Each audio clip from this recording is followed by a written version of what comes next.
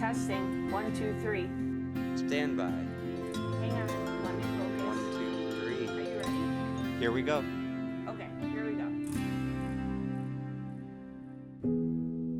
It took years to finally embrace bi-culturalism. It was really difficult to be proud of my roots. I just liked the way I looked, and I almost resented my parents for even having me in the first place, because just being Arabian in this country didn't really feel good. My name is Sara, and I am a second-generation immigrant. My mom was born and raised in Jordan, and my dad spent many years of his childhood in Palestine. I was born here in Buffalo and then moved to Grand Island at a very young age, where I was raised. Grand Island is a predominantly white town located in between Buffalo and Niagara Falls.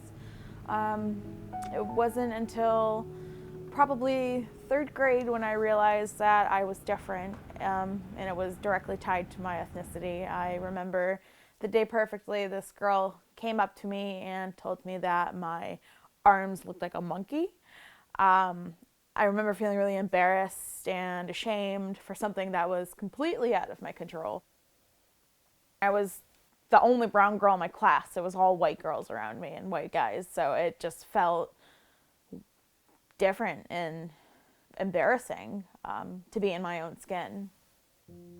It wasn't until 5th grade when I experienced Islamophobia.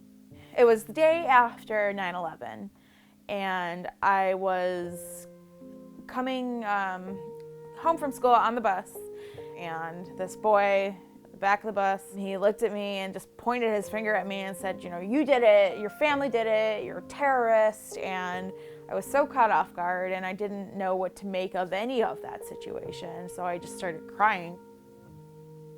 Middle school and high school was terrible for me. It was absolutely awful.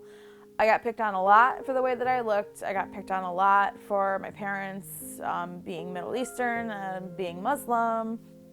It was normal for me, you know, being around another language and being around parents who pray and parents who fast was just part of my childhood. So I never thought it was weird until I was told it was weird. I went to Jordan for the first time when I was 13, and I was visiting my mom's side of the family for the first time. So I'm supposed to be in a place where I am one of them, but I still wasn't. I was still too American. So, you know, I would come here in Grand Island and I was too brown, and then I'd go to Jordan and I was too American and not brown enough. And it was this constant battle between, you know, who am I and where do I fit into?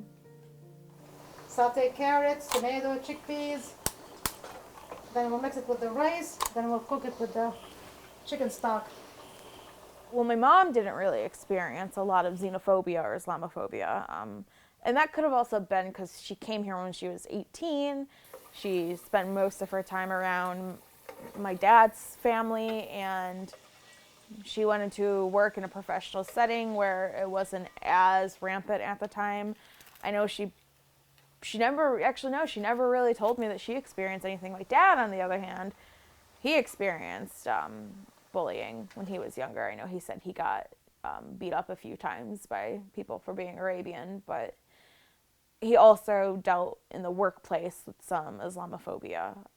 But he always just made it out to be a joke and would tell me these stories, and I never found them funny. I thought they were just really offensive and insensitive.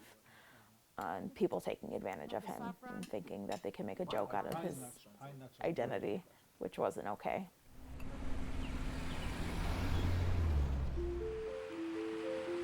Moving to the west side was when I really started to embrace Buffalo as my home.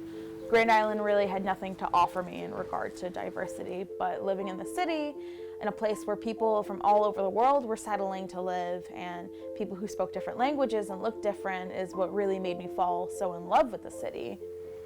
Today I still struggle with my identity, mainly not being ethnic enough. I think that's something that I'm constantly going to be struggling with throughout my life, is this battle between, you know, being Arabian enough or not Arabian enough, and embracing my roots and my ethnicity and my identity. But I still feel most at home walking around on the west side on Grant Street and being in the neighborhood in such a diverse home, and that's what makes Buffalo home to me.